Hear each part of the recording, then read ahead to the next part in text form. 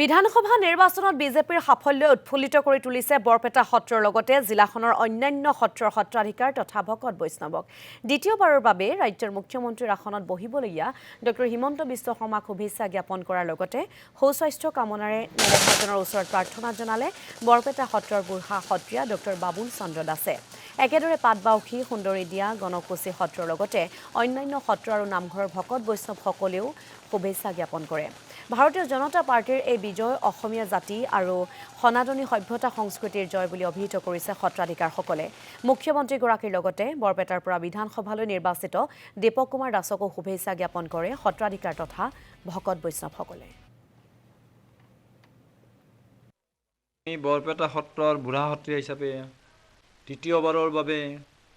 NDA চৰকাৰ পুনৰ গঠন হ'ব বুলি আমি বৰ সঁচাকৈ আনন্দিত হৈছোঁ আমি ভাবোঁ যে ডক্টৰ হিমন্ত বিশ্ব শৰ্মাই পুনৰবাৰ মুখ্যমন্ত্ৰী হ'ব আৰু আমাৰ সৌভাগ্য যে এসময়ৰ ছাত্ৰ নেতা অসম আন্দোলনৰ পুৰোধা আৰু সেইজন দীপক দাস তেওঁৰ সাংগঠনিক স্থিতিয়ে নহয় তেওঁৰ যথেষ্ট জ্ঞানো তেওঁ হাইকোৰ্টৰ উকিলে নহয় তেওঁ সমগ্ৰ গোটেই অসমৰ সদৌ অসম উকিল সন্থাৰ সম্পাদক হিচাপে দুটাকাল তেওঁ কাৰ্যনিৰ্বাহ কৰিছে এতিয়াও তেওঁ আছেই গতিকে সেইজনৰ মানে তেওঁৰ বাকপটুতা বা তেওঁৰ যিটো জ্ঞান এই ক্ষেত্ৰত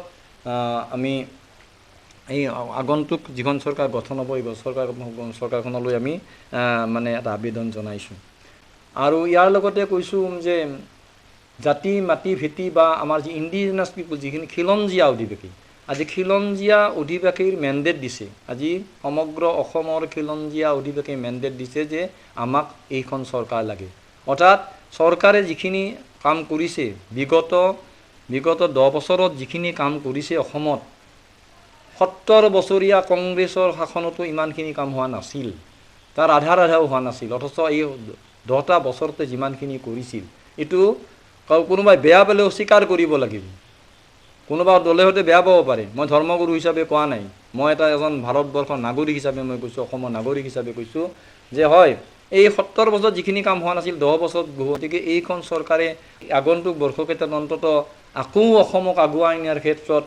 পদক্ষেপ ল'ব আৰু ইতিমধ্যে বিচক্ষণ মুখ্যমন্ত্ৰী আছিলে তেখেত বিচক্ষণ মুখ্যমন্ত্ৰী হ'ব গতিকে তেখেতৰ চিন্তা আমাতকৈ বহু ওপৰত তেখেতে চিন্তা কৰি অসমক আগুৱাই লৈ যাওক আশীৰ্বাদ কৰিছোঁ বৰপেটা সত্ৰৰ পৰা আৰু মন্ত্ৰীসভাত যিসকলে মন্ত্ৰীসভাত স্থান পাব তেওঁলোকে অসমক অসমীয়া জাতিক বা সমগ্ৰ অসমখনক আগুৱাই নিয়াৰ ক্ষেত্ৰত বা ভাৰতবৰ্ষৰ এটা বিশেষ স্থানত অৱস্থান কৰাৰ ক্ষেত্ৰত তেওঁলোকে নিশ্চয় ভূমিকা গ্ৰহণ কৰিব